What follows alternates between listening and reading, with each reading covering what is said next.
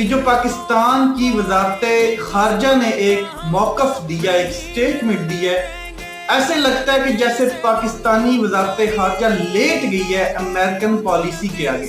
کیوں لیٹ گئی ہے؟ آپ کو پتہ ہے کہ کشکول ہمارا صرف اور صرف جو بھرا جاتا ہے وہ امریکنز بھرتے ہیں، امریکنز ڈالر بھرتے ہیں۔ پاکستان کو اور کوئی ہمسایہ ملک جو اس ٹائم نہ قرضہ دینے کے لیے تیار ہے، نہ ٹرسٹ کرنے کے لیے تیار ہے، نہ جو پاکستان کے اندر اس ٹائم معاشی انسٹیبلٹی ہے اور سیاسی انسٹیبلٹی ہے، اس کو دیکھتے ہوئے پاکستان کے ساتھ کوئی بھی کھڑا ہونے کے لیے تیار نہیں ہے۔ تو اگر کوئی پاکستان کے اس کٹورے میں کوئی پیسے ڈالتا ہے، کوئی ڈالرز ڈالتا ہے، تو وہ ہے آئی ایم ایف، امریکہ۔